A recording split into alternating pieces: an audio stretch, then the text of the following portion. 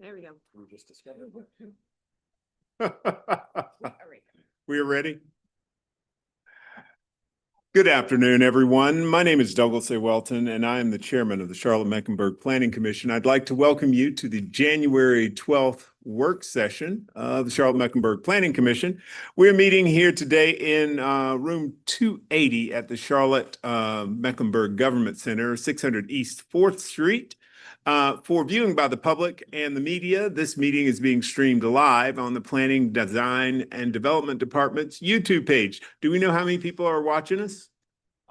We do not yet. Not yet? I think I could probably guess the couple of people that are out there watching, but we'll get back to that later. Want to say Happy New Year to the 500 people who are watching at home, and excited to have you here. Hopefully everyone had a good holiday break, and it's good for us to get back to work. We will begin with introductions of the members of the Planning Commission, and I will begin all the way to my left with Commissioner McDonald. Teresa McDonald, Planning Commission. Rebecca Wilden, Planning Commission. Shauna Neely, Planning Commission. Erin Shaw, Planning Commission. Melissa Gaston, Planning Commission. Carolyn Millen, Planning Commission. Will Russell, Planning Commission. Andrew Blumenthal, Planning Commission. Clayton Seeley, Planning Commission. Michael Caprioli, Planning Commission. Terry Lansdale, Planning Commission. Rick Winokur, Planning Commission, and there is one viewer on YouTube, but that may be me, as I'm. All right, excited about, that's kind of meta. You sure you're going to actually stay visible during the entire meeting? No. You could, At the moment. There was Okay. one viewer, but I think that. okay, all right. Because you might disappear. Yeah. Really? There are important issues to be handled by us, and this is one of them. We will now introduce our staff members, and we will begin all the way to my right with Ms. Rory. Candace Rory, Planning Staff. Monica Holmes, Interim Planning Director. Al Knight, Planning Staff.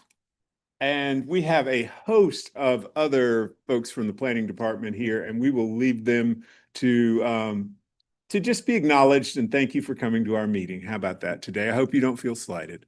We will next go to take a look at the disposition for our minutes. And do I hear a motion for the disposition of our minutes from the December 8th, 2025 meeting? Gaston, I make a motion to approve the minutes from the December 8th, 2025 work session meeting. I'll second. It's been moved by Gaston and seconded by Shaw. All those in favor, please say aye. Aye. Any opposed? That passes unanimously. All right. We have a fun, action-packed adventure of a menu today. Glad to see everyone. We've invited some folks in. We've got some updates, some programs that have been going on inside the department. And so we will begin with our community area planning update. And I'm going to heave this over to Kathy Cornett. As many of you know, community area plans went in front of council at the end of November. Some of those plans were approved. Some of them were deferred. And so we will get the update. Kathy, it's up to you. Thank you. Well, if I can get it to advance. Sorry. Oh, can I work it, or I'll just say next slide? It's not no. Thanks. Thank you. Oops. There we go. Good afternoon, Kathy Cornett, Long Range Planning Division. I wanted to give you an update on where we are with the community area planning process. So this is pretty much the same exact deck that Council's Transportation Planning and Development Committee received last week, Monday of last week. And of course, it's for information only, just on what we have planned or are planning for the next steps on the plans. So as you all already know, and as you can see, for the past year, basically, we have been to either full council or council committee pretty much every month. And we continue that engagement with them as well. So, and as this group is well aware, the community area plans bring the vision and goals of the comprehensive plan down to the community level. It's our third tier of guidance in our planning framework, and a big focus of that is creating complete communities throughout Charlotte. And as most of you are already aware too, at the end of last year, council adopted 7 of the plans and deferred seven of the plans. So the ones that were deferred were primarily in the Northwest and in the Northeast. And what that means is that roughly half of our community has more detailed guidance, those with the adopted plans for decision-making, such as in the rezoning process, which is really the way that you all see plans implemented the most commonly. It's not the only way, but it's the way that you experience the most. And as such, for those plans that were adopted, Dave's team in coordination with the long range team have been working to retool the staff analysis to incorporate the recommendations from those adopted policies into that work. So you'll see that in the coming month. And the adopted policies will also be used to prioritize city projects.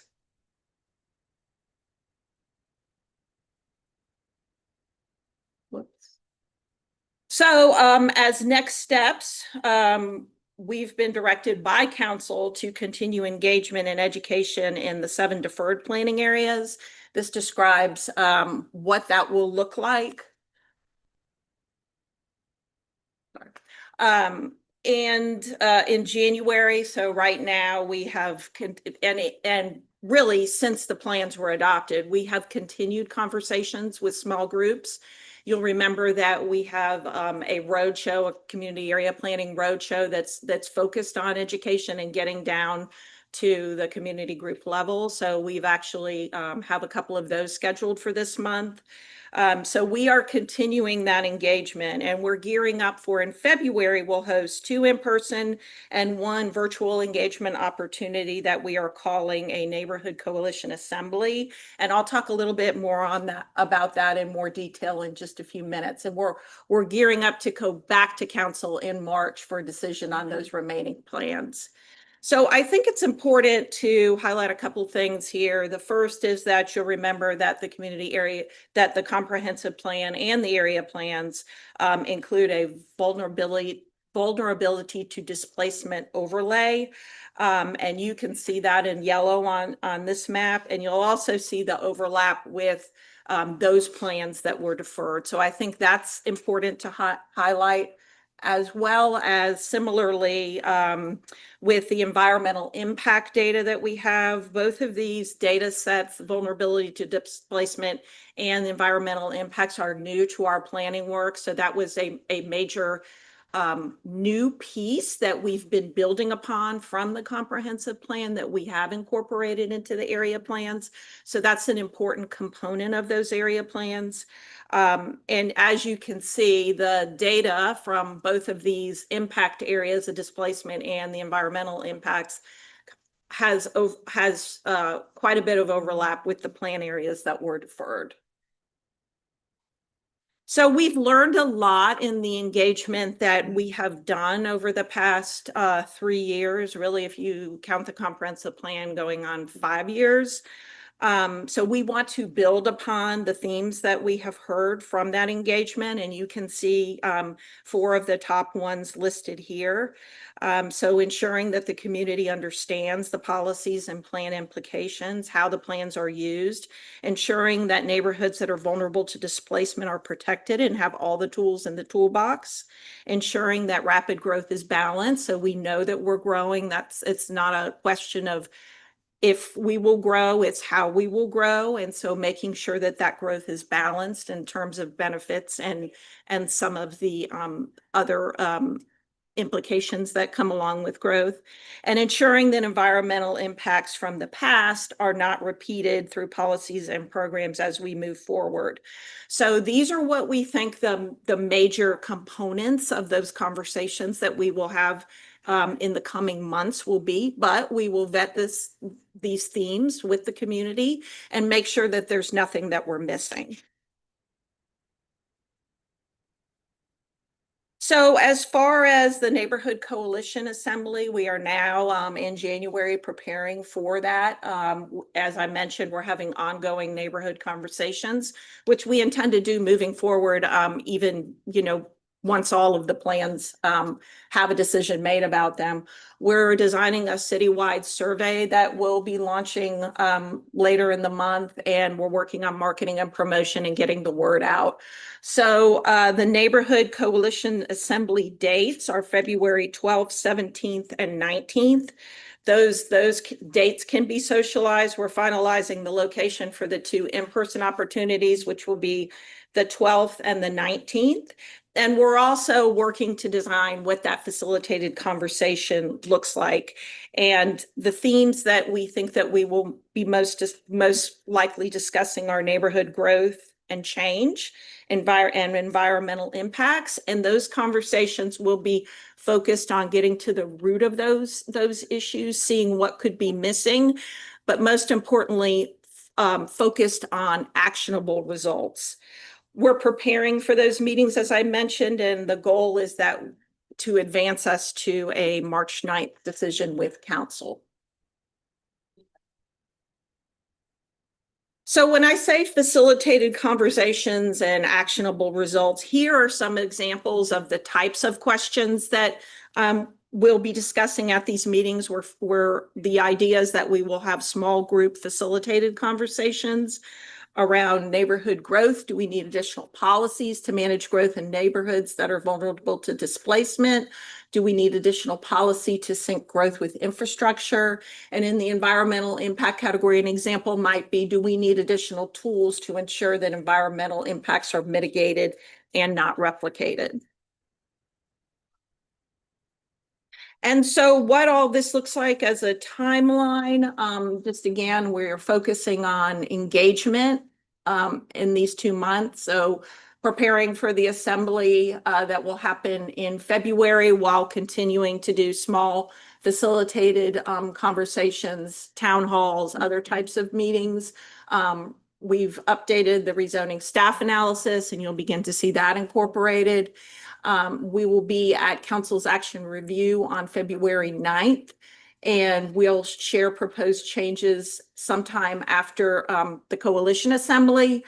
And we will be back at TPD in March, and then hopefully to Council for a decision on March 9th. And with that, I am happy to take any questions. Thanks much, Kathy. Gonna go Shaw, then McDonald. Anybody over here? We'll do those. Thanks, Kathy. That's all really helpful, and kudos to the team for the pivot that I'm sure was made in order to accommodate the council's concerns over the deferred plans. Just one question. The populations vulnerable to displacement is easy to understand. I know it's not an easy issue to manage, but it's easy to understand. The environmental impacts had me scratching my head a little bit. I'm just wondering if there are very specific themes there or very specific examples. I mean, I'm sure you could spend hours, but without spending hours, what are kind of the concerns that have been brought to light? Yeah, I think that that's a great question. And I think that this has been a theme that we have discussed throughout the engagements that we did with the community area plans. And one major example is instances where you have manufacturing and logistics type uses butting right up against established neighborhoods. So that's not an ideal situation. It's one that exists on the ground. It's very hard to mitigate it, as it exists, but we definitely don't want to reproduce that type of thing moving forward. So that's one major example of what we're talking about in terms of environmental impact.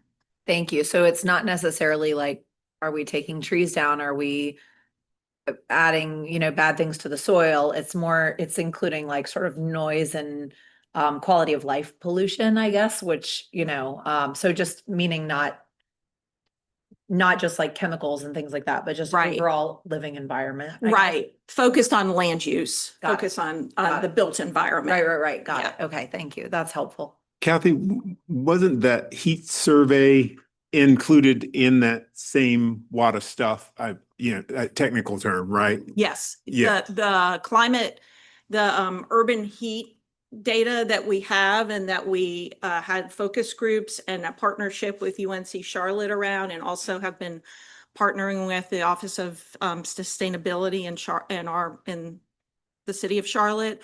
All of that is new information that is included in the plans that we have not had before and that we intend to continue building upon. So some of the data in the comprehensive plan didn't take into account some of that urban heat index information, but we will moving forward. Yeah. Teresa? My question, and I might be slow, I want to be reminded what exactly we're measuring or modeling when we talk about vulnerable to displacement. I What think factors that it exactly? may be, let's see. On one of these slides, yeah. So these are just some examples. I think there's 7 or so inputs into it, but it would include tree canopy coverage, impervious surface, proximity to industrial and transportation, floodplains, that type of information. On the environmental side, on the vulnerability to displacement, it's more in terms of where expected growth may butt up against established neighborhoods that may be impacted by pressure, growth pressure, I guess you would say. I don't have the measures in front of me, but I can certainly follow up with you guys and give you the list of both of those. Thank you. Yes, that would be great. Anybody else? Commissioner Lansdale? Yeah, I wasn't going to, but you brought the vulnerable to displacement. Yeah, I've been struggling to try to find the definition, not for the broad definition that we hear on national news, state news, local news, but within the city of Charlotte. And the best I can come up with for the displacement, for the way we've developed the policy, and correct me if I'm wrong, there's a direct displacement, an indirect displacement, and a cultural displacement. Are we saying that when we use the word displacement in the sense or context of the community area plans, we're talking about direct displacement? Or is it something else? Is that, I'm just trying to find out where we can sharpen that point for displacement. When we present things like this, we see the environmental impacts, but when we have higher tax values for property, because there's a higher demand for people coming to Charlotte, how does displacement definition work along those lines? I see what you're saying, or asking. So it is pressures or that could lead to displacement that are under the purview of the planning department. So taxes, certainly increased taxes could be a risk factor, but it's not something that we're going to have any influence over, if that makes sense. So from the cultural standpoint, some of the work that we do in community character and some of the work that the Urban Design Center does, that's where we can have projects and programs that can help mitigate some of that. Sure. Thank you. And that really helps me understand a little bit about the pressures for displacement under private and public investments. Right. And I think that's critical for people to understand. I really struggle with this broad umbrella that really puts everybody in when we're really trying to understand what that displacement is. I appreciate the work on this, and I hope this gives guidance to our leaders on the dais to make some thoughtful and timely decisions when it comes up for review. So thanks for all the work from staff to do this. Thank you. Commissioner Russell? Thank you, Kathy. Kind of got an arcane question here, but maybe you can answer it, maybe not. So we know that planning and comprehensive plans are guided by State Statute 160D. and that you have to have a functioning comprehensive plan, which depending on how you read it, also means you have to have functioning area plans. Is there any concern that the way that we've split our city in half by approving half of the plans and not approving the other half, that we run afoul of the planning of 160D? Simple answer is no. I mean, our lawyers made that call. We ran it through them, and when the decision was made that we were going to split them, the 2040 plan puts us in compliance. The area plans put us also in compliance. It's just the age of which they're both within the window, basically. Yeah. We got time to do that. Yeah, I mean, if we were to never adopt area plans and we were to never adopt, you know, a revision to the 2040 plan, then we may have that conversation, but we're fine. Okay, no, thank you. I just wanted to make sure that we were taking that into account, especially that I think that question was not really so much directed at staff as it was other people who may be watching. You know, there are 500 people watching. Yeah, where's Rick? Is Rick gone? Unfortunately, he signed off and then disappeared. Yeah. Okay, I think I know who the other two are. Does anyone else have a question for Kathy? Kathy, I'll ask this one. Is there anything that we as commissioners can do to help this process along? I'm sure you'll send us a little email when these places are assigned for these meetings on the 12th and the 19th that are going to be in person. And you know that I hate the online option, so I'm just not going to even speak about it, but that's another story. What can the commission do to make this whole adventure go better? Absolutely. So you all have connections to your networks. You are in touch with neighborhood leaders, and everything you can do to socialize the meetings and events and also answer questions, put folks in touch with staff, let folks know about the road show. We are also happy to meet with folks individually if they would like that. Happy to answer questions, do it online, in person, however folks feel most comfortable. So with some neighborhood leaders, we have had small group meetings, and we've done them in person and virtually. We are happy to do those things. So if you can help us with your networks continue and being a very trusted voice in the community, I think is very important that folks hear from you. Okay. 2 deferred communities today. Yeah, I mean, but Greg, I'm on the agenda on Wednesday for just like that long. Okay, thank you. But yeah, we will do that. And if anybody there, we have some folks in the room today. If you have some connections, please reach out, Kathy, as soon as you guys get the decision on where. I'm assuming you're going to do those meetings in the community and not in this building. Yes, correct? there'll be one opportunity on the east and one opportunity on the west, and then the virtual option. Okay. All right. Sounds like a winner. Thank you very much, Kathy. Anyway, Thank you. we're done with all questions. Everybody good? All right, cool. Next on our agenda is Dave. You're going to talk to us about a UDO text amendment update.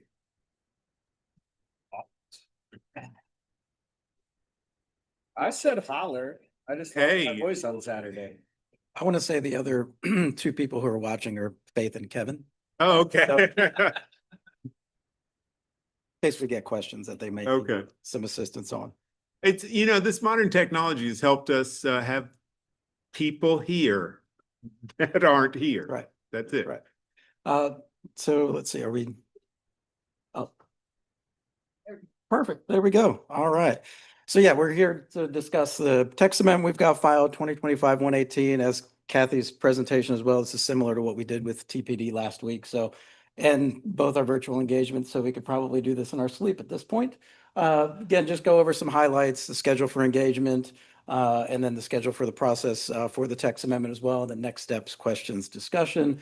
We originally filed this back in October, and then we made some updates to it to incorporate some changes in December. That will be the version that we take forward to public hearing in about a week with council. We had some items that were identified by both stakeholders and staff throughout this text amendment We did engagement with our UAC, UDO Advisory Committee back in October and November, and also had our virtual engagement last week, Tuesday afternoon and Thursday evening. Had about just over probably 40 people that weren't staff involved in both of those engagement sessions. So not too bad for a topic that usually doesn't garner a lot of interest and attention because frankly, it's just not always as fun. Again, we have our public hearing on January 20th, and we will go through the process from there, from zoning committee on February 3rd, and then potential decision on February 16th. So what's in this document? So we've got some highlights for everybody, just to go through some of the key points. Some of y'all are aware of the program with Queen City ADUs, which is a pilot program that Housing and Neighborhood Services has put together to encourage, development of ADUs throughout the city. As we were working through that program, we were working through some different elements of that program. We started to realize that some of our regs for ADUs may be a little restrictive, particularly for some of our older neighborhoods where you might have smaller homes, 900 square foot or 1,000 square foot homes. We may not get some of the ADUs built that we were trying to promote. So we went through and made some changes to our ADU language. Essentially, it's shall not exceed 600 square feet or 70% of the total area of the principal residence, whichever is greater. Before, if you had, let's say, a 900 square foot home and you use this calculation, you can only build a 450 square foot ADU. Under this proposed change, you could still go up to 600 square feet total. So you could exceed that 50% threshold.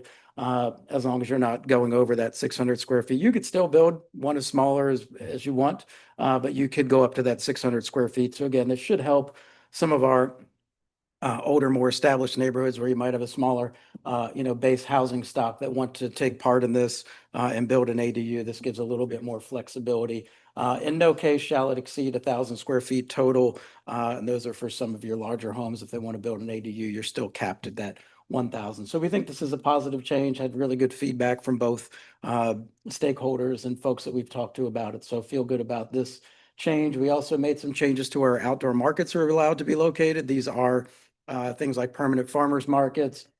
We did not allow those in some districts that we had in the UDO, particularly manufacturing and logistics, some of our office districts. We had a request from the Carolina Farm Trust that wanted to establish an outdoor market, had some property that was industrially zoned, really ran into some challenges with that. So we decided to expand this and open this up.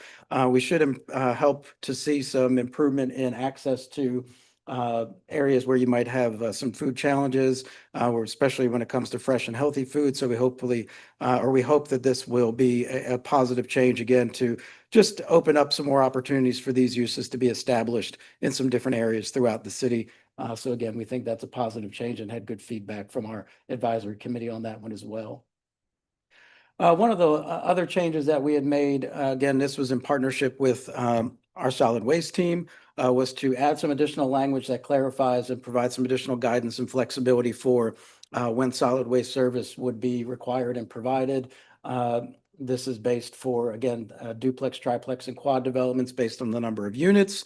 Also talk a little bit about on-site space for waste and recycling to be co-located unless there's some site constraints and you have to break those spaces up. But this is really, again, intended to provide a little more guidance, a little more clarity on when those types of services are required, if they are, how to build them, how to provide for them, and when they would be established in a project, again, that is duplex, triplex, or quadruplex. So this is kind of just a quick little flow chart to go through, start with the main question. Is it, greater than 49 units? If you have a yes, you're required to construct on-site solid waste storage. If it's no, couple follow-up questions until you get to the final outcome. If on-site solid waste storage is not constructed, the development is not eligible for city services. But if you do provide it, you may be eligible for those services either with rollout, depending on the size of the project, or if it's over that 49, with more of a centralized location for pickup. Again, these projects are welcome to establish private collection, which a lot of them do take advantage of and do participate in. But this is also to set them up for down the road if they decide 10 or 15 years that they want city services. We may not be able to provide it to every house. So that's why that centralized and co-located space, establishing that early on is important. So that could be retrofitted later on in the life of the project. Dave, can I ask a question about that? Is there anything related to, when I think of projects like this, that private roads, that's what I'm trying to get to. Is there the notion that this should only occur with public streets or private streets? Is there something, because I haven't read the details of the text amendment. Is there a relation there? Because I know that sometimes people, 10 years down the line, their street is all torn up because the garbage truck came, right? Yeah. And they're all mad. Are we trying to? If you go over the 49, so if you go to that next question, if it's over 49, or if it's not, are the buildings, so let's say you're less than 49 units, you go to that no. If they're located on individual lots in front of public street, then you're, not required then to construct that on-site solid waste storage. So if you're below that 49 units and you're on a public road and those lots front that public road, you'd be eligible for standard city rollout service. Okay. Is that under 49? No. Yeah, well, that's what, between, so under 49. Okay, under 12 for code yeah. rollout, or between 12 and 49, then it's the constructed on-site space. Okay, got my numbers. Okay, because mixed. Thank you. there's one, I think we just did Thank the other week that's like 30. I feel like I've seen a lot of 30 unit complexes popping up lately, and they can have public pickup due to my bobs. So again, so public streets are considered, private streets are not a guarantee for that, again, not eligible. So you have the dumpster space, so they could use the private rollout service. But again, later on, if they want to come back and they say, well, we don't want to use it anymore, the HOA decides they don't want to pay for it, we've got the centralized location for them to put an actual dumpster that the city could then come by. So it wouldn't be the rollout on the curbside, it would be the centralized space. That way it's a little bit more efficient and, gets to that city provided service, but not on the rollout individual cart basis. So, Okay, if was I that clear to counted everybody that else? Okay. Great to have just a solid waste. Flash at a meeting. Okay, all right. Continue on? Yeah. We'll go through the rest, then we've got questions, we can go back to them. The other highlight that we wanted to talk through, just particularly on this one, we had the Regulatory Reform Act that was passed in the fall of last year. The main change for us essentially is, and we've talked about this a little bit in some other meetings, getting rid of the effective on the denial, essentially a 2-year waiting period for refiling a rezoning request or some level of, a denied variance, some other denial of a city approval. There's no longer a 2-year wait period for those. So we do have to go in, remove that from the UDO. You can see that text has been completely stricken in that graphic just below. So if folks want to turn around the next day and refile, restart the process, they're welcome to do that. So we no longer can implement that wait period per the state. Just some general standards we changed. We did modify some transparency standards, particularly for modular buildings. We've worked closely with CMS and some churches that use these buildings. You can see they really generally only have a couple windows and a door. It doesn't meet our standard transparency requirements for overall buildings. So we had to kind of carve out some changes that could better accommodate those types of facilities being used, particularly, like I said, by schools and churches. We did offer some flexibility in design standards for healthcare institutions. A lot of that also was transparency, prominent entrances along the ground level, mainly due for some privacy and security concerns. And then also clarified setbacks for new wireless telecommunication structures, essentially letting folks know that, if they get built, a new one has to be within a certain distance of neighborhood 1 and neighborhood 2 zone properties. Also some flexibility for driveway widths. We were having some conflicts where the city had, let's say, a 12-foot maximum width requirement, but NCDOT needed 15 or 16 feet on their roads. A lot of times then we'd get in a conflict where city side would say, well, you can't go beyond 12. The state says, well, we need more. So we've made some changes to where those two organizations can work together in a little bit more effective way and get those driveways where they need to be. And then update some notice requirements for some floodplain regulations within our ordinance now. So again, schedule, you can see on the left when we filed and updated.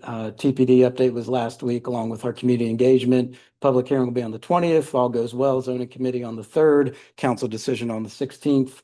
And then again, we had some UAC meetings prior to filing and after filing. And then, like I said, last week, about 40 plus folks on our virtual engagement session. So UDO website has a lot of companion documents for this. We have the summary text that essentially is the Cliffs Notes version of this. Then we have a full red line version of the entire UDO if you want to read through that. But both documents are on there as well.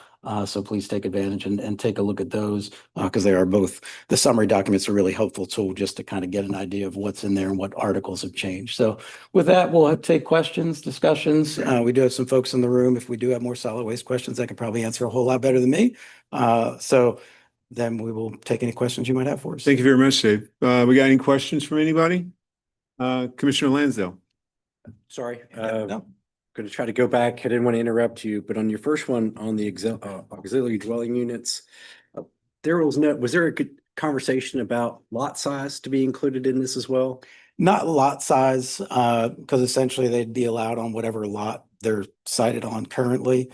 So we didn't get into a size, but we knew that that threshold of 50 feet might create some challenges. We were trying to look at some template examples of ADUs, and a lot of them range from, just under 500 feet to over 600, and that we knew that they wouldn't be open to all folks. So we didn't look at lot size as much as we looked at size of structure. Fantastic. Love it. It really helps out. The question that was raised for me, I won't tell you too much, but a couple of contractors this past week reached out and we had a conversation about maximum minimum parking and access to the ADU. Is there any conversation about that was had? Not particularly on the size requirement, but I don't. Elsewhere. We'd have to go back and look to see if there are some. We did a lot of research going into the size changes, and there were some where they did establish a minimum parking for the ADU. I'll have to go back and look to see how we couch that. I don't know if we have a dedicated, like you've got to provide one space for it. But I'd have to go back and take a look at our regs. Love to have that detail before it comes back to us for that. So thanks. So, Mr. Chair, if I may, I've got a couple more definition pieces, if that's okay. Go for it. I'm trying to get my head around dwelling unit definition and the UDO and what the state defines as a dwelling unit for water management. So a dwelling unit for water management is a bedroom. Okay. So when you have 49 dwelling units, we're not talking about 49 bedrooms for the rezoning. We're talking about whole units, right? Whether it be 3-bedroom or 1-bedroom, right? Okay. The last thing is the red line piece for the setback change on the telecommunications infrastructure. Is that clear in the UDO? And I'm not able to pull that up immediately. Yes, yeah, it's clear. It essentially just says any new towers that would be constructed have to be within a certain fall zone, safe zone from existing residential structures in neighborhood 1, rather than essentially provides protection from a new tower being built too close to a residential structure, which we didn't really clarify. And it wouldn't apply to existing ones because those are there. And if folks know they're there and they purchase a home, they have that somewhat disclosed. It's really that protection from an existing resident or existing subdivision that a new tower, if one does get built, it has to be within a clear fall zone. So if it does happen to fall, it's in a safe area. But that is for new construction, but that still allows for new construction later on to be built inside that zone. Yeah, so like if you have an existing tower and if somebody proposes a new subdivision, it's really at their discretion if they want to provide that safe zone or not. We've had a few come through potentially rezoning, and we did raise some concerns about those. I don't think they've actually moved beyond just pre-submittal meetings, but I would think at a staff level, we'd at least make them aware that that is a concern for us, but there's nothing that would prevent new homes from being built within that fall zone. But, that's really going to be, again, at the discretion of the developer, the tower owner, and then the potential home buyer to know that that's what they're stepping into. This was intended to make sure that new ones you know, you couldn't wake up one day and have a new tower built within a fall zone of your existing home. So, Awesome job. Thank you, Yeah. staff, for getting these ready. Yep. Good, Terry? It was windy yesterday, so It was. could have tested that one out. Anybody else got any questions, issues, comments? If not, thank you, Dave, for Yep. coming by and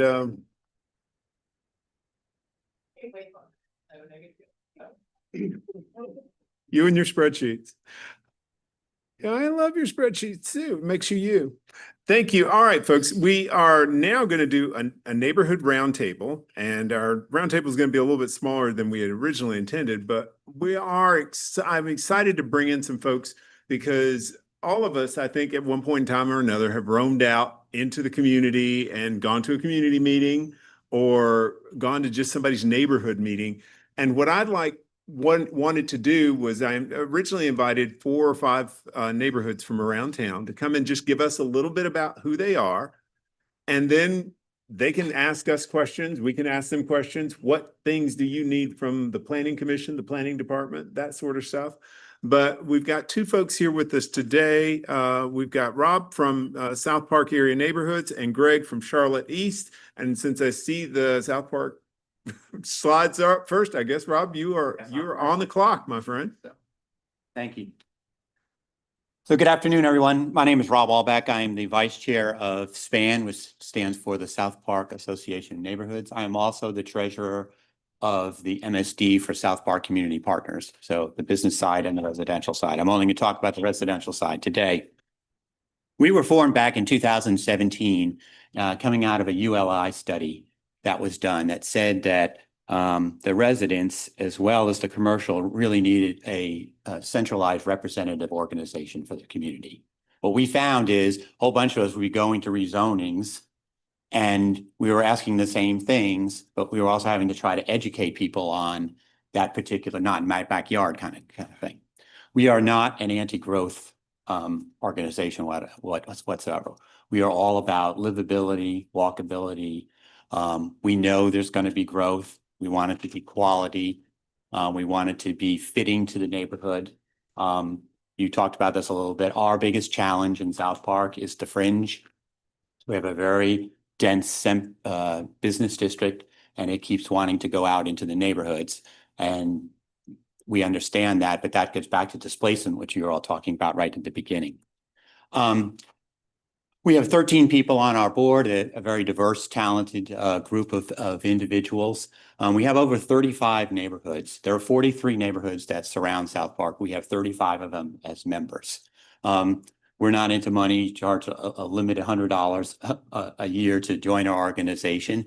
And we do not per se represent them. We have a representative from each one of the 35 that join us for regular education sessions, board meetings, topics. Kathy has even been out to one of our meetings and had an input on that. So we consider ourselves trying to educate people to help them understand how UDO works, rezoning works. We also give you all a lot of input, and we're big into rezonings either.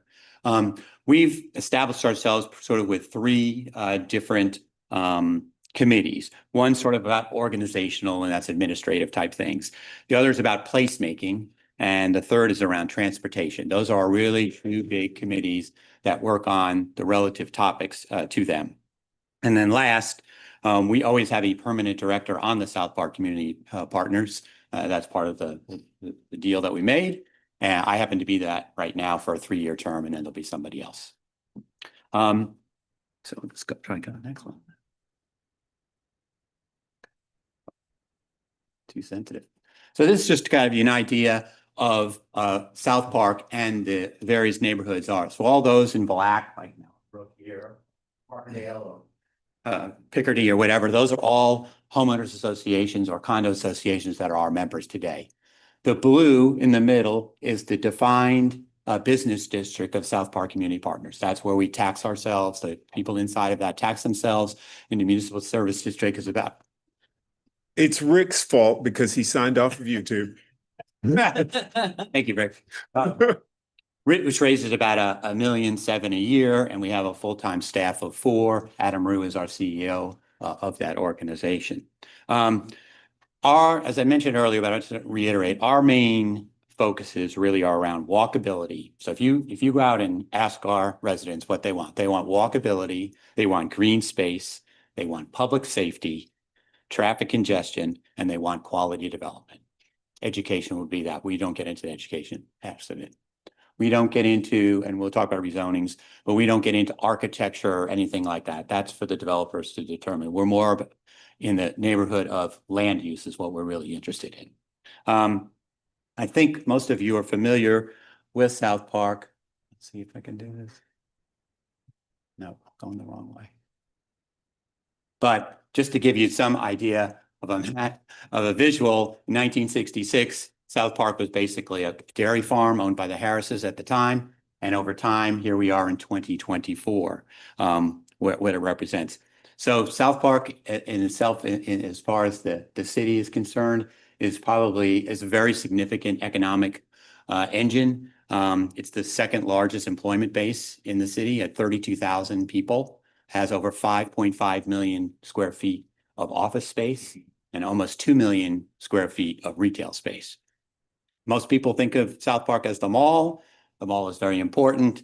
It's an economic driver. It is the first or second most profitable mall in the United States. It has a sales figure of over $700 a square foot. So you think about the sales tax that generates, it's quite a bit for the city.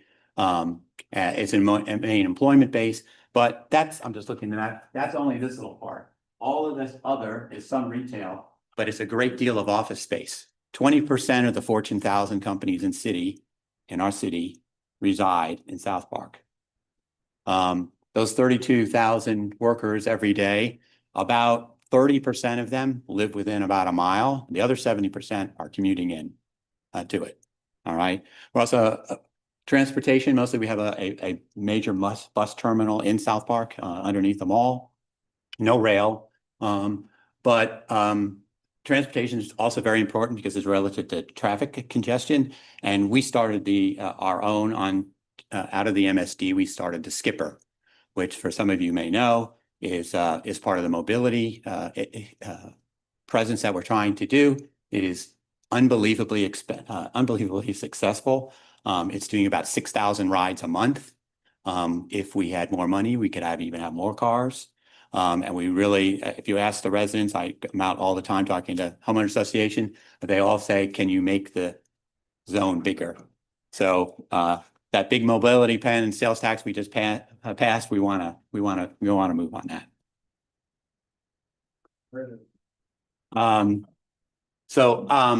Just to give you some context on rezonings where we are, it's really, really busy. And if I went back a couple of more years, you'd see like 15 or 20 a year. And that's really what got SPAN going, because we were having all these things coming at us. And we've got to find out a way that we can't stop them, and we don't want to stop them, but we want them to be put together in such a way that it doesn't impact the community too much. Okay. So like Charlotte and the rest of it, we have densification. We understand that. But it's how you go about densifying and how you do that, not only in the business district, but also how you do it in the communities. So there are a lot of tear downs in South Park. And some of them are, we put up another single family house, but most of them are, we'll take down 2 houses and it's got 7 acres and we're going to put up 30 units. Well, that may be fine, but if you're doing that right in the middle of a single family neighborhood, that's probably not so great. Still want to do it, but maybe it needs to be more like 22 and how they go about doing them and so forth. So that's where we spend a lot of our time going to rezonings and trying to, I'll say, influence what goes on there. The good news for us is that since our establishment, I'd say about 2 years after our establishment, no developer will do anything until they call us first. They don't even go public. They'll call us up and say, we're thinking about this kind of project and we would like your input. So the beauty of that is so we get input right away in the front, and we know what neighborhoods want for the most part. And if it's in this neighborhood and they're right next door, we'll call that HOA and say, hey, this is what's coming. And so you get a lot of good input right away with what's going on. Just to give you some idea, I'm holding this up, just you can't necessarily see it, but this is how we keep track of all the rezonings in South Park. Spreadsheet. And so a spreadsheet, well, she would love this. Maybe I should send this to her. She would love it. But just to give you some idea, so in those, basically, since about 2017, 457,000 square feet in retail space, 3,500 apartments, over 1 million square feet in office. That's what's coming up in the rezonings. So think about that's just in this one little area, okay? So that's an awful lot. They didn't all pass, some get withdrawn for various reasons and so forth. But that's really what's going on. My last slide, and I'm not going because of time, can't go into all these. I'm going to leave this with you, but I do want to bring out one thing that I would say, are very concerned about relative to the UDO. So I'm holding up a rezoning package here. It's 3 pages. It was submitted. It has no site plan. This is basically a $100 million project. And this is all the developer had to submit. It doesn't tell us, what they'd like for height. It doesn't tell us square footage. It doesn't tell us how many units it would be. It doesn't tell us how many parking spaces it would be. It doesn't tell any of that. And so we, as the neighborhoods, are rather upset about this because we don't have any idea really what they're going to do. And the way we go about doing this is we just keep hammering people until they start to tell us that stuff. Where you should all be really concerned is that the trickle down of this is what the real problem is. So if you go in this rezoning, I'll give you the number for it, go in there, and you want to see what CDOT said about this? Want to see what CMS, I'm going to quote what CMS said. Due to the lack of specific information at this time, we are unable to determine the impact on the school utilization. So if these people, they're a very good developer, and we've seen, they've been nice enough to share with us schematics and so forth. You're talking about 20-story buildings. One will probably be apartment, and probably one be office. If these 20-story apartments, you're talking 300 or 400 units. If you assume 25% of them have children in them, you just added 100 students to that zone.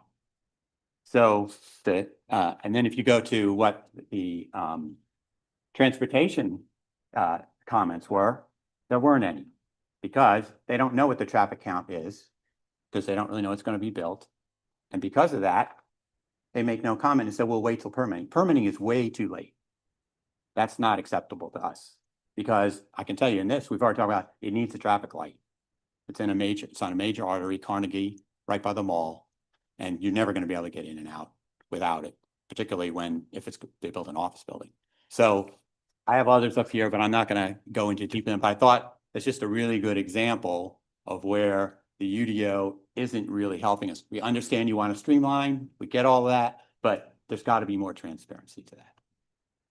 So I don't know if it's time for questions, but. Thank you, Rob. We're going to hold your questions. We're going to let Greg go, and then we'll do questions from the two of you together. Super. Yeah. Good afternoon. My name is Greg Asciuto. I'm the executive director of Charlotte East. It's great to be with so many friends today. Carolyn, apologies if I call on you a few times to help me out. So be on standby.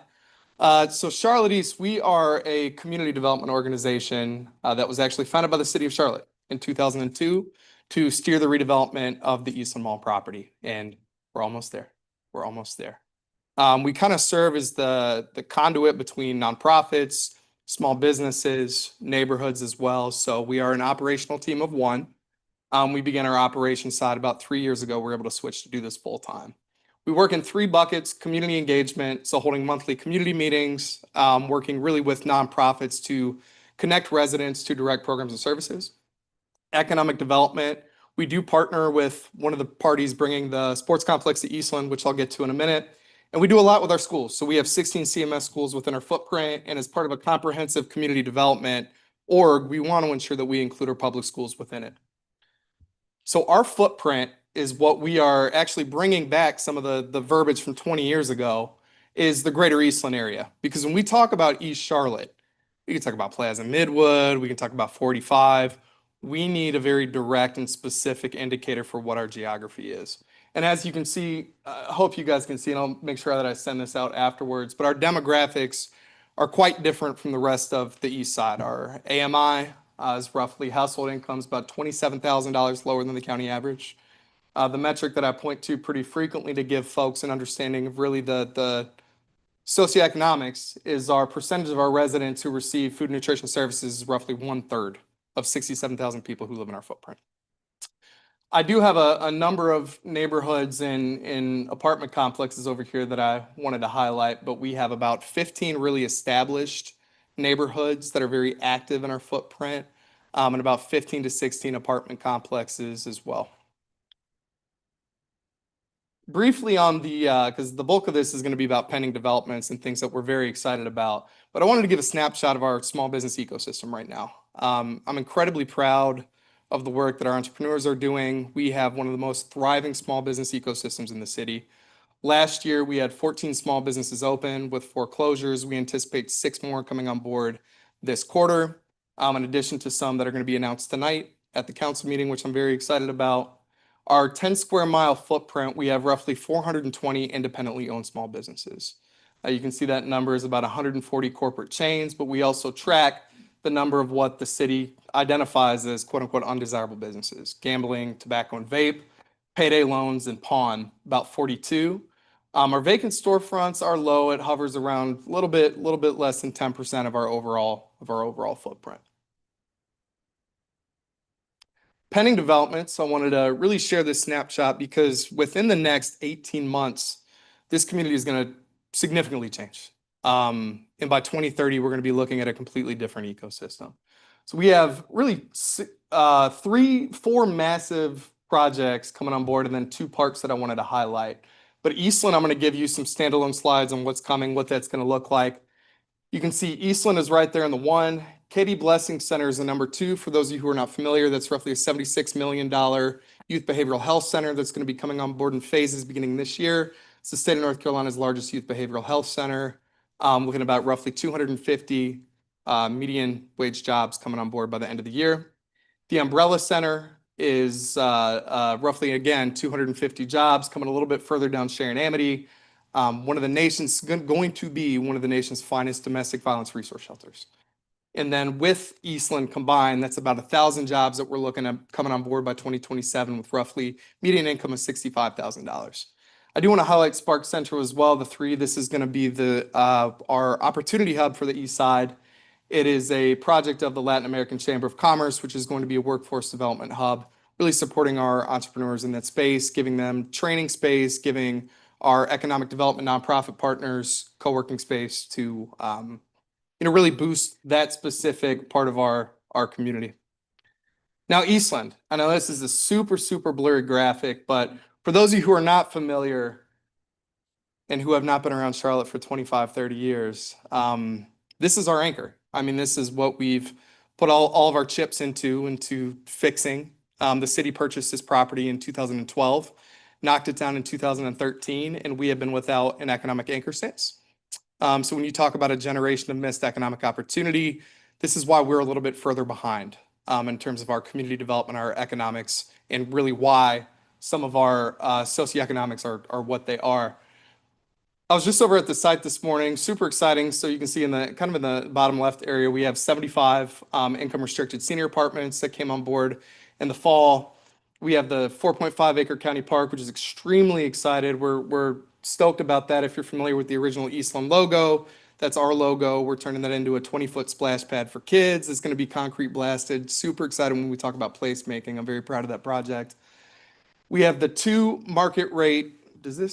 Oh yeah, I don't know why I wasn't using my clicker. Sorry, y'all. We have 2 market rate apartments coming on board with 16,000 square feet at the bottom of commercial space. 4 of those tenants are going to be voted upon tonight by City Council, which is extremely exciting. These are going to be roughly 250 units. And over here we have about 170, I believe, single family homes by Saucy Burbank in the starting in the low 5s. Yes, sir.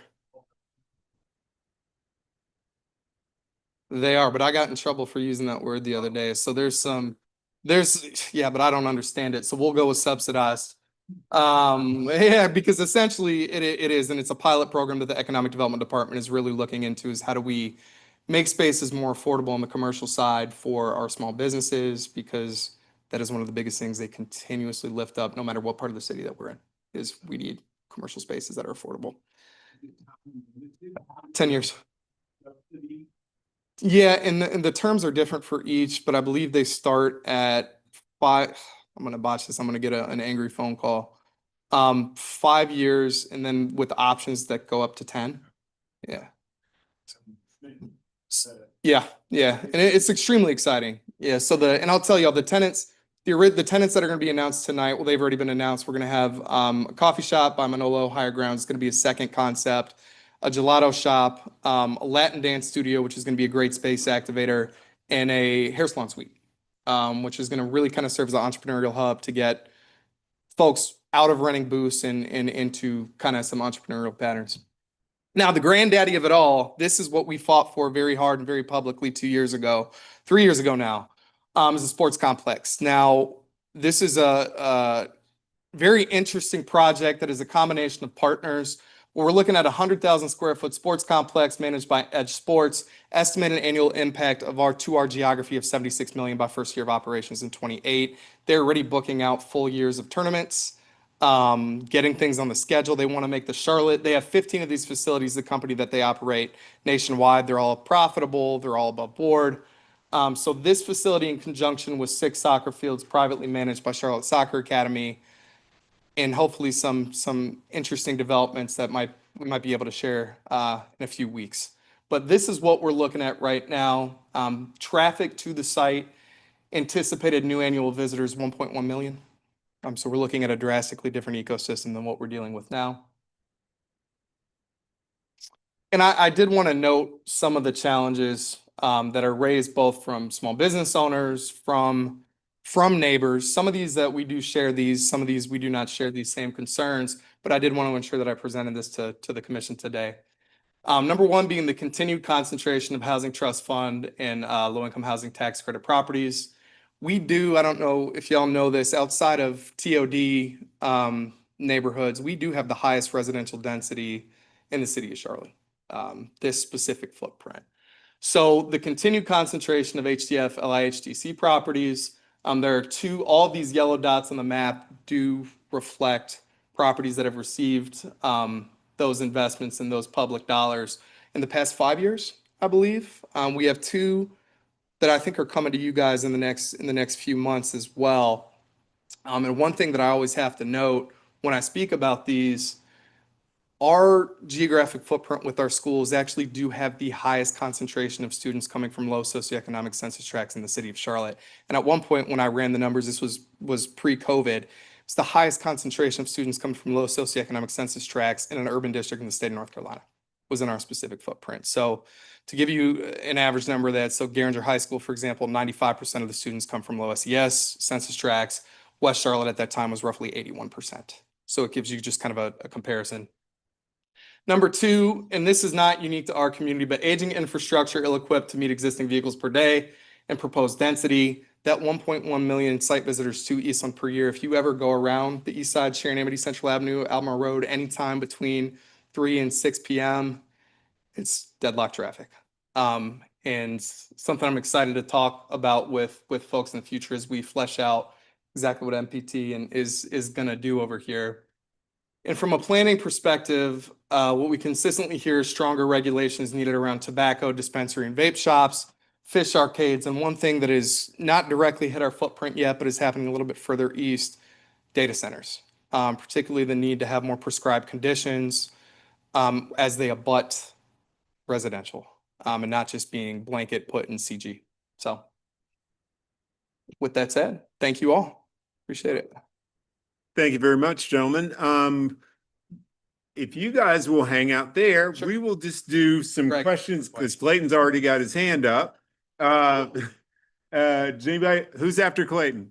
We'll just keep going. Go ahead. I actually, mine was a context thing. So 1.1 million, just so Optimus Hall is 1.1 million every year, and Camp North End gets 950,000 every year. So it's like having another Camp North End or having another Optimus Hall on Charlotte East. So, and also I wanted to thank both of you guys for your time. I grew up within your neighborhood bounds, and Charlotte East is one of my top priorities. So thank you guys. Cool beans. Thank you, gentlemen. And you both gave us lots of good stuff to think about, which is why I wanted to have you here.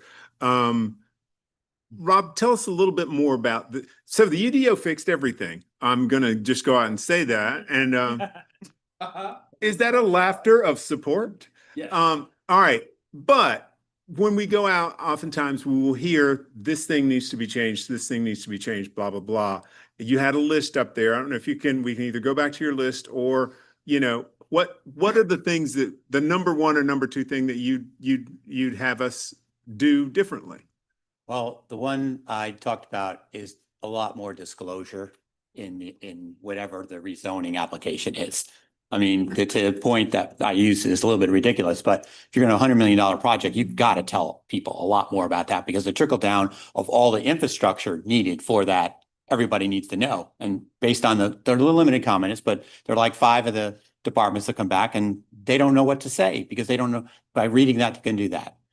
I think this might be one of Douglas's too. I'm not going to go through all these, but community meetings, they're all done on Zoom now.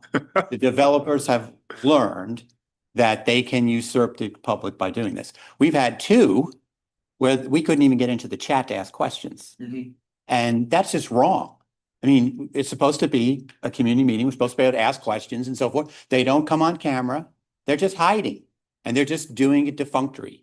They'll get on there to 20 minutes and it's done, and audio, you see the same thing, right? Yeah. So just come up with some minimum requirements. Like they can do it hybrid. That's fine because it would open for more people, but you got to get up in front of people and do it, because when they got to go face to face with you, it's a whole different conversation.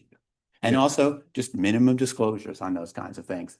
You all know about triplex and quadplex. I was great to see that amendment already that you guys were working on earlier. Just some tweaks to that would be I think would be there. We also are seeing a little bit now, because the UDO has been out there a little bit, where one project will come in and they will grant, let's say, X height. And then they come in another project and they grant Y height. And you kind of go, and these are all in the same district. And you go like, well, why were they granting one versus the other? And they're very close to each other. We haven't really figured that out. Maybe you could help us with that. So that we'd see that, but it's also the height limits, like sidewalks. Oh, here we need 10 feet. There you're going to have 8 feet. That's going to we need some consistency. I think that's what we thought the UDO would bring more consistency. We're not necessarily seeing that at this point. Parking can be an issue, particularly. I was interested earlier about the 49 units, the 20 units, the 12. I was totally confused by that. But we see an issue that a lot of these condominiums are doing like 20 units and they have no guest parking. And so what happens is all that parking goes to the adjacent streets of the communities there. We have one that we fought, but weren't successful in having some kind of policy around what guest parking is per unit, or something needs to be put. I don't know what that is. You guys are smart enough to figure that out.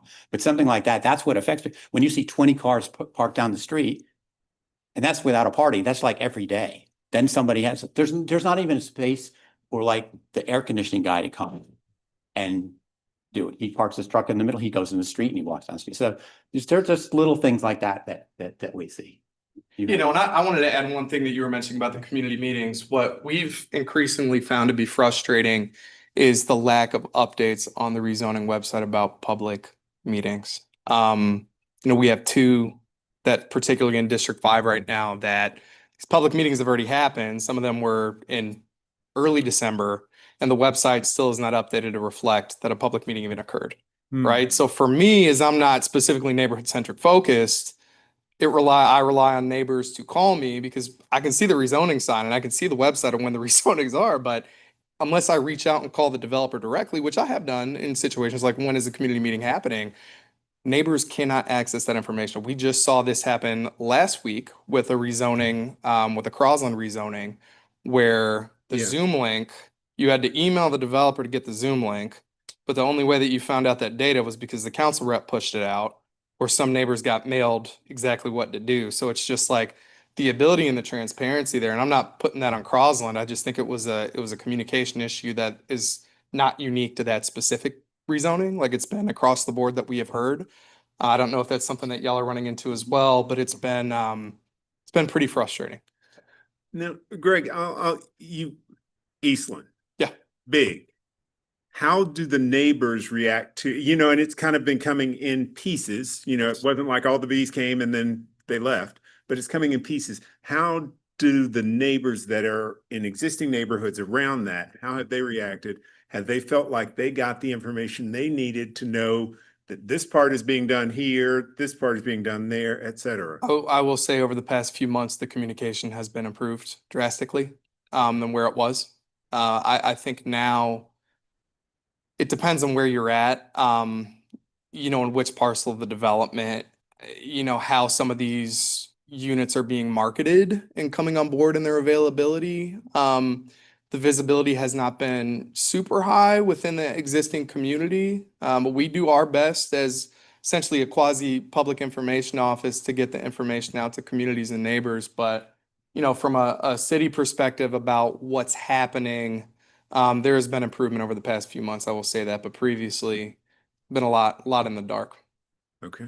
All right. Anybody else got, Commissioner Shaw? Sort of just a comment, not so much a question. But thank you. All these are really great, thoughtful suggestions. The one just on the comment about more detail on the rezonings, and I'm sure y'all have been doing this probably longer than I have, but my understanding, my very cursory understanding of the UDO is the nature of a unified development ordinance is that you can sort of pick from a menu of zoning districts and say, I want this zoning district, and you don't have to provide detail unless, again, there's some, specific, need to, and then it becomes a conditional rezoning. So obviously when we sit up here, we see the, sort of a blanket rezoning, which is probably not the right term, the conventional, thank you, and then the conditional. So. Is it a pink blanket? Pink? Pink blanket. One that Linus had. Yeah, never mind. Okay. So I'm saying that only to say, I think there's a ton of value to all of the feedback that y'all are giving. And if you can continue to be specific on the rezonings that you feel, because I think that when the communities are really active and vocal, that is one of the things I'm speaking. I work with Beacon Partners. I'm also speaking a little bit from the developer side, but I try to sort of sit in the middle. I think when we talk to our land use consultants and things, they will identify communities where they'll say, hey, you cannot do a conventional rezoning here because the community is going to have too many questions and they're going to come out, they're going to have 500 people saying, we don't have enough detail on what you're doing, so we can't, so just encouraging that kind of continued feedback and that continued, support, of the neighborhood, around what y'all are doing, and making sure to have the developers, be required to work with y'all on it. Because I don't think you're wrong that the new UDO doesn't require it to the same extent unless you sort of force a conditional rezoning. It doesn't require it to the same extent as the previous process, at least from my understanding. So not I really. agree. I mean, we understand that it's supposed to streamline it and we don't need every detail, but when something like that big and it doesn't really say anything. Sure. You're just like, what I'm getting at is that, so what does the school system do then? Right. What does the Right. transportation system? So if they Right. don't have the detail. Right. So, and we were going to wait till permitting to do it? Sure. Like that's way too late. Sure. And then, and then you get a succession of these and they could be conflicting with each other. Right. That's where Right. we come in a lot of times. I But guess that would be my feedback, is that what you're really asking for is for that petition to be made a conditional rezoning, and to say, we're not going to provide, to say to the developer, we're not going to provide you with our support, and we're going to come out and oppose if it's not a conditional rezoning, so, because again, the short of ripping up the UDO, we sort of can't do away with the conventional rezoning. That would, like you said, that was the point of the UDO, to streamline. But I do agree that there are times when the conventional may not be appropriate, but the developers are obviously going to use it to their benefit if they're not forced to show. It costs less and it's quicker to not show the detail, right? So, We get it. but I think it's great feedback. Commissioner Russell. Greg, Rob, thank you guys for coming out. You're dealing with the issues of growth like everyone in Charlotte, so I commend you for coming and sharing some of the information you have. Rob, I'm looking at your list, and I think as a kind of bit of wisdom for both of you guys, I think make sure that before you get in front of developers that you have nailed down with your community and HOA groups exactly what type of area you want, and make sure it's consistent, because if you don't, you're going to be subject to these battles every time you have a rezoning. So case in point, I'm not picking on you, Rob, but I hear you saying from a community standpoint, you want to be walkable, you want to be dense, you want to spread out all of these benefits. But then on your list, I see parking, I see larger setbacks, and I see more driveways, which are fundamentally in conflict with each other. So I think kind of working through, what are we willing to trade to get what we want? Because those trade-offs are going to have to be made. And then especially for Greg, I understand where you're coming from with the housing trust fund and LIHTC housing. Like, you've got a lot of it, but that's a result of the property values being low in your area. Yeah. And so affordable housing is going to come where the land makes sense. And so, like, for your specific area, how do you work that into pulling your area forward? I think you've got some great ideas with bringing in the non-subsidized, subsidized retail and having the workspaces. Those are key. And I think one thing that you can do to kind of push that forward is, how do those things connect? Can you walk to them? Do you have to ride a bike to them? Do you have to take a bus or car? Because those things are important, and I think they get missed. The connections always get missed when we want to build stuff. And I think the connections are the most important part. If you start with the connections and build out, you end up with a much more successful area. But please continue to bring these comments and questions and observations. I think they are very helpful, not only for us, because we do the rezonings, but for staff as well, to hear that and to understand where we can make some changes. We heard Dave come today with some changes that were really driven by you guys. So thank you. Appreciate your time. Yeah, and I'll get you just a second. One of the things do you see this under the bottom there?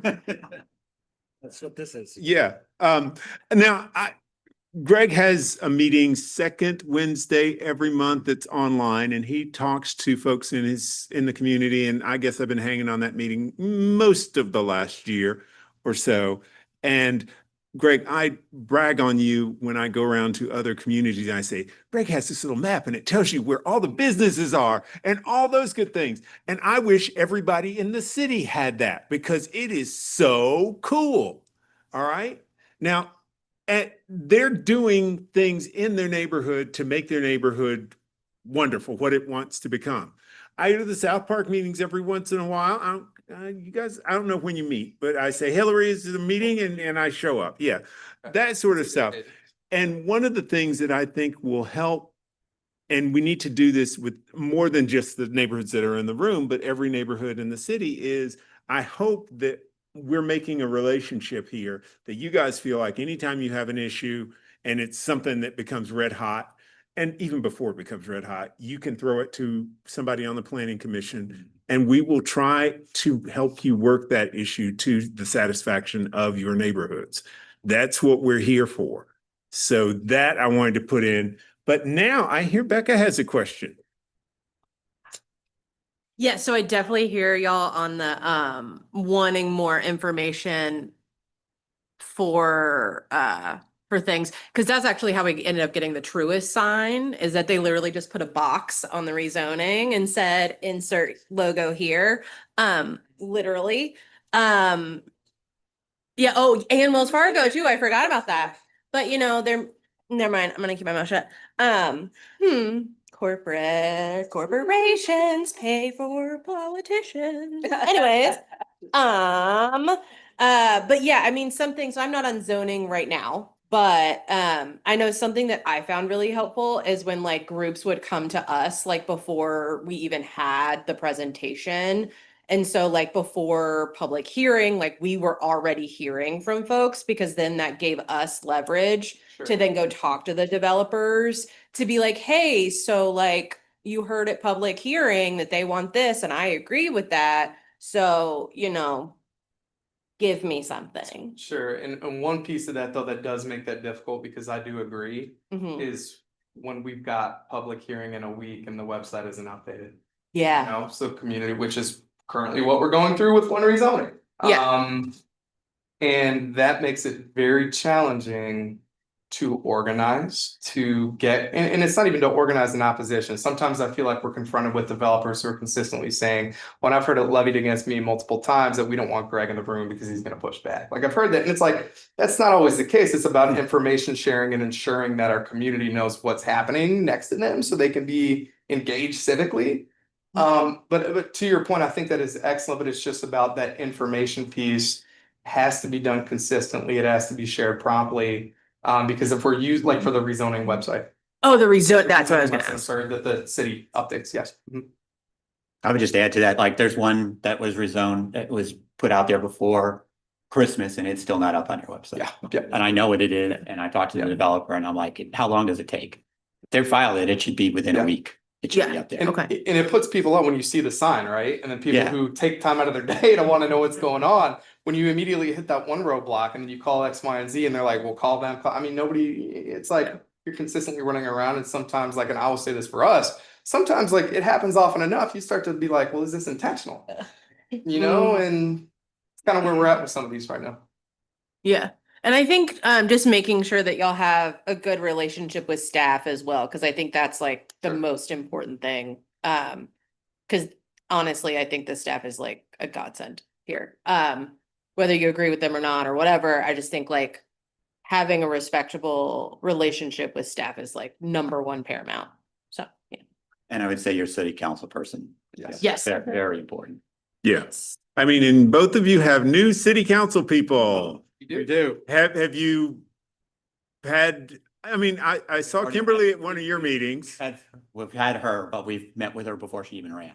So- Okay, and there was the rezoning, I saw that note about the Crosland property last week and Yeah, it was I, well attended. I think there were about 30 people, 25, 30 people. okay. Yeah. Was JD on the call? He was. Okay. Yeah, and he was very intentional about sharing that information out to multiple platforms, which that public information sharing is like the biggest component. Right? Okay, all right. Well, you know, I always say give the new council people grace, at least for a couple of 3 months or something like that. Anybody else got any questions for these guys? Gentlemen, we very much appreciate you. Thanks bunch. And again, Greg has a meeting on Wednesday. You can go to Charlotte East website and you can find out. Carolyn's usually on that call. Sometimes I'm there. I don't know We have when. our annual meeting on Thursdays. Yeah, Span is doing a doodah, whatever, and that's gonna be lovely. I think I'm supposed to be there too. So, yeah, all right. Cool beans. Now we are on to the planning director's update, and the planning director said to me, she said something about going upstairs. I can't remember. And Candace has my stuff. So we're supposed to look at Candace and pretend like she is Monica. Yep. All We right. resemble, by the way. They're twins, Not big. twins separated at birth. You can move thing on over there. It says interim. I'll give you a pen. You can scratch that out. Chris, I'll make it permanent. I don't want that job. Okay. All right. Go ahead. So, to reiterate, please participate in the CAP meetings, as well as sharing all information, with your networks about those meetings so that we can get as much attendance as possible. There is a zoning meeting on Tuesday, January 20th, not Monday, January 19th. So just as a reminder, because the city's closed for MLK. There are several town halls upcoming.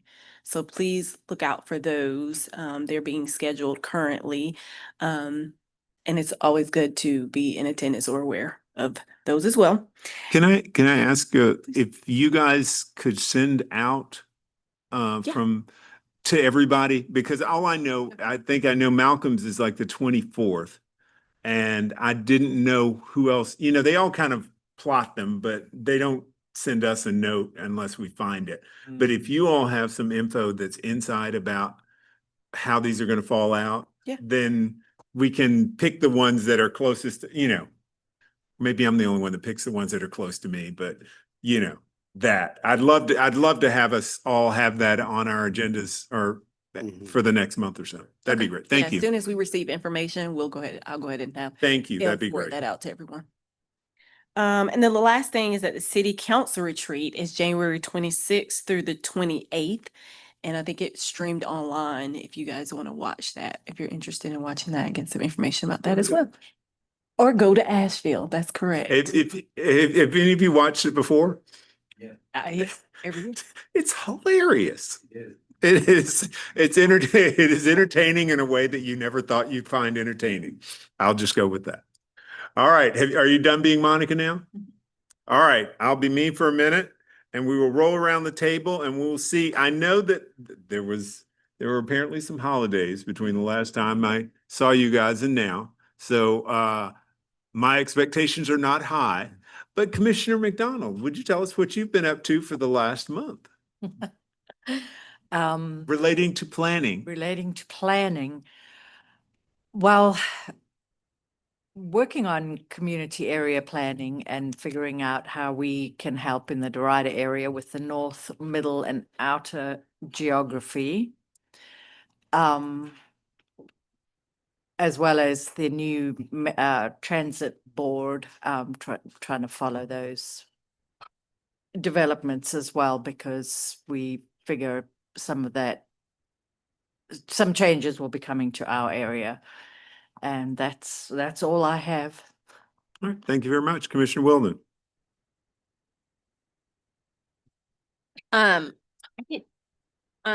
The MPTA swearing in and then the first meeting. And then I didn't do anything else, but I will say my favorite gift that I bought myself for the holidays was a Nugget ice maker. Best thing in the world.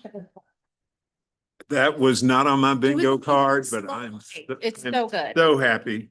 Crunchy eyes? It was only like $110. Thanks. These are first world problems. Absolutely. Commissioner Neely. Yeah, I think the only thing I did was the MTA first meeting. Very Yeah, interesting. that was exciting. Mhm. Several of us were there.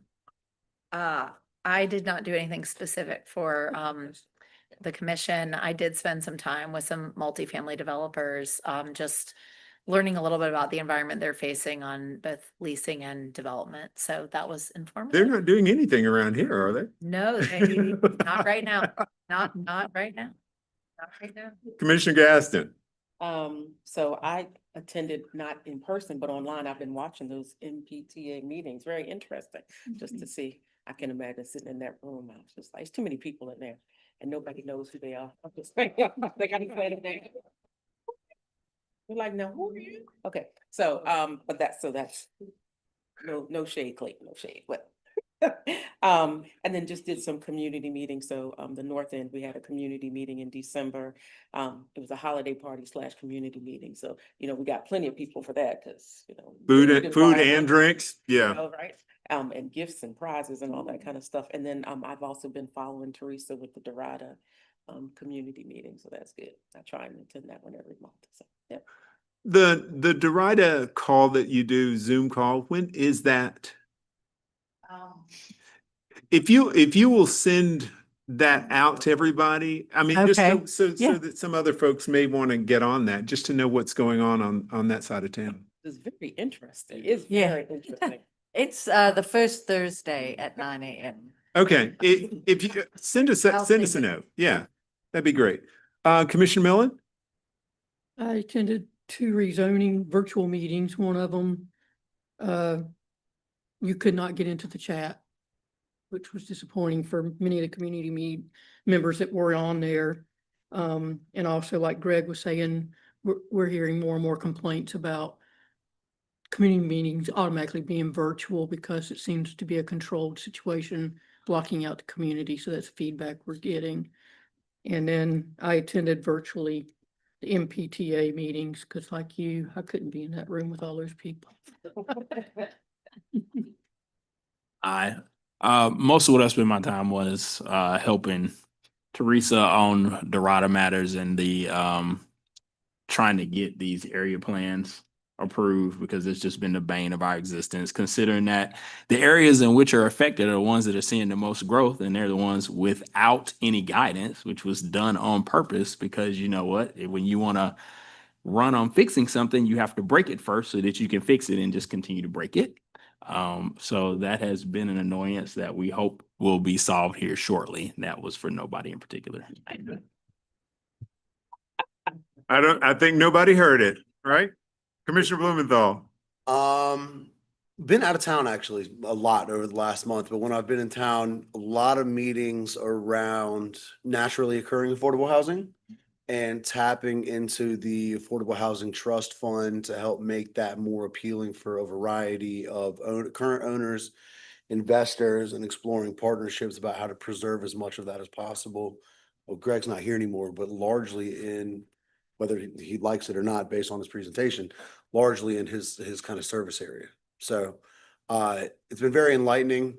It's been a very complex mathematically, to be honest, just figuring out how to make these numbers work. But I've had probably 8 or 9 meetings about that, and it's been really enlightening and trying to lean in more myself. Thank you, Commissioner Sealy. I haven't done anything. All right, go on.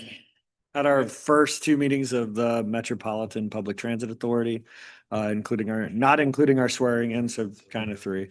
And read probably 300 to 400 pages worth of stuff over the past few weeks. And I was recently appointed or voluntold to be on the bylaws ad hoc committee. So being part of shaping the bylaws, rules and procedure, as well as the code of ethics for the MPTA.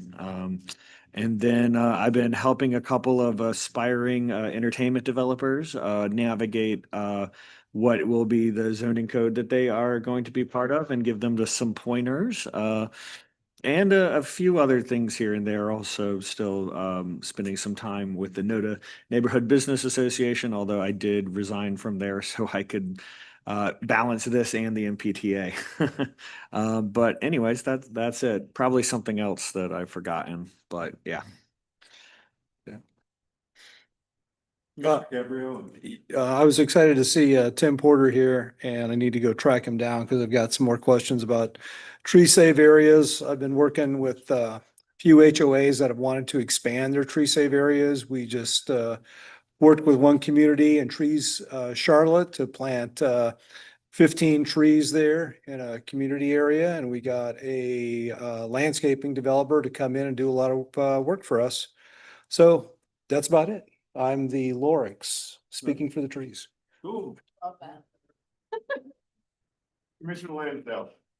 Let's see, first off, CRTPO and TCC had their board meeting this month, and the TCC elected officers.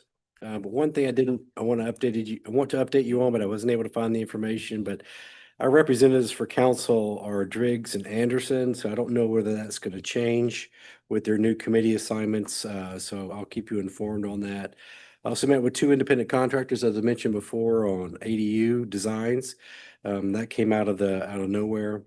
I fielded a lot of advocacy calls and education calls in the I-77 South toll lanes, and about how to have that conversation more effectively with the NCDOT, and shared examples of successful letters by mayors that have stopped projects or changed projects dramatically.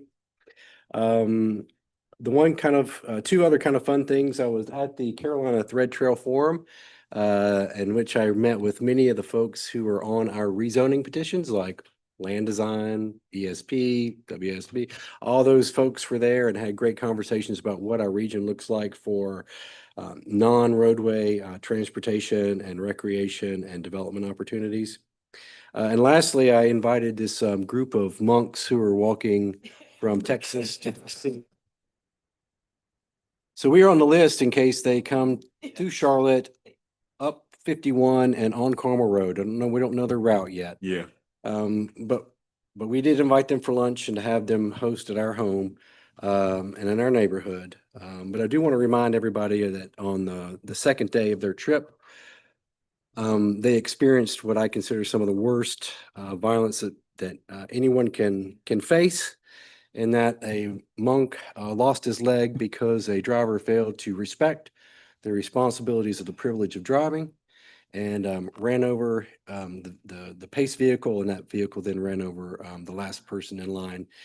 He has since lost his leg and is wishing the rest of the trip along. So roadway violence is a significant thing that comes out of nowhere and is a responsibility of everyone. So that's good stuff for me this month. Thank you. Thanks. Commissioner Stewart. I also attended the MPTA meeting and otherwise spent a couple of weeks with kids home from college. All right. Holidays. Cool beans. These were your kids, I'm assuming. That's why I was late. I was taking one to the airport, which is why I was late to this meeting today. Okay. Thank you very much. Commissioner Winokur. Was distracted by family activities during the break, but I will pitch the Malin Adams Center as well as other park and rec facilities. A beautiful place to host family gatherings and things like that if you ever have that in your plans. So that's all I have to say. Cool beans. 2 people were watching on YouTube. All right. Awesome. All right. One day I look forward to us breaking double digits. Last month it was full of holidays. I went to a meeting organized by Councilmember Mayo for I-77. Got to hang out with Commissioner Gaston in the back, and she was a troublemaker at that meeting. But we got to understand the full brunt of the displeasure that some folks have for this I-77 expansion. But all those problems will be solved by the meeting that I went to. That was the initial meeting for the Metropolitan Public Transit Authority, wherein I saw Commissioner Wilden and her tall husband, who saw Commissioner Neely there as well, and everybody else was online. Robin, were you there? Okay. All right. Yeah. Trying to hear things online. Oh, okay. Yeah. Whatever. That was it. It's an interesting meeting, and I look forward to every problem with transportation being solved from now on and ever. I had an interesting meeting with some folks at the Central Carolina Regional Council of Governments, or whatever the title is, about transportation demand management. And I got some ideas. We're going to talk about some stuff with that. Lastly, there was a rezoning meeting, and a rezoning that I got to talk to a neighbor and she was very thankful after I spent a half an hour just explaining the process to her. And I think we get caught up sometimes in, did we get to this meeting or that meeting or whatever? But sometimes it just takes one person to kind of get the right information to that person, and that may change what the outcome of that rezoning is. But that was Friday afternoon, and it's Friday afternoon at 4 o'clock. We could all be asleep doing other things, but in the end, I felt it was very much worth it. So there's that. All right, people, it's time for homework. Oh, you guys love the homework. I know you do. You do. These are exciting homeworks. All right. So, Already done this. Sounds like. all right. So what was it? When was it? October? Me and Clayton and our friend Evan were on a panel at the what is it? The North Carolina and South Carolina Association of Planning Associations, or whatever they are. But one of the sessions that was there is APA has a group that says, what are the issues that are going to affect planning going forward? And every year they come out with a set of trends that will affect planning. So here is the 2025 report. And there's some interesting stuff in there. Some of you say, well, that's I can see that's going to happen, and it's going to have some effect on how we do planning. Some of it is just BS. But, I mean, predicting the future and getting it right are two different things. Am I correct on this? Okay. So, but I think it might be fun for you guys to take a look at that, just so you can see what APA thinks the trends are. Next slide. It's going to be a good year for those who love to walk where cars used to drive. Terry? And this is, I think this article is 6 cities that basically are taking some roadway and turning it into a pedestrian plaza. So these are the kinds of projects that I'm not saying Clayton has ever said we should do with Camden Road, but yeah, the closing that road and turning it into a pedestrian plaza would be very interesting. I'm working on one right now. Okay, you know, there are a number of places where we could possibly do some things like this, but here's some examples, so it might be interesting for you guys to take a look at that. Last slide. Building cities where people age gracefully. All right. So, all right, you know, my parents got old, and one of the things I learned was, you know, you don't want to have a lot of steps around your house, right? When you have an older population, what are the things that you need to consider when you build a city? Buses to Florida. Okay, buses to Florida. Yeah, that's true. Either that or the train to go back up to Philadelphia. But how do you do that? And this article had a bunch of really interesting do's and don'ts that people know about, but these are things that I think that we should make sure that we consider, so that if we get we get those projects all the time, age restricted to plus 55, right? And we put it in a place where it's right across from a road that's 6 lanes on all sides. Yeah. Yeah. So, I mean, what we've got to do is we've got to make sure that when those things pop up, perhaps we need to ask some questions to, you know, guys, we have a little bit of influence when we ask questions. And sometimes if the developer hasn't thought about it, maybe we can ask the right question and make it a better place going forward. All right? Cool beans. That's all your homework. I think that we should be adjourned. Motion to adjourn. All right. Every meeting's Tuesday next week. Yeah. Second planning and zoning. Yeah. It's going to be a Tuesday Rama. I will not be at executive meeting. Okay. I don't know if you heard that. Okay. All right. I will be flying back from Miami for the national championship. Oh, okay. All right. Because Miami playing. They just put an alert out saying they found users in the wastewater Charlotte from conscious. Oh, okay. Okay. Gotcha. Kind of ice cream. They didn't get. It's good to see you. You too, ma'am. I know.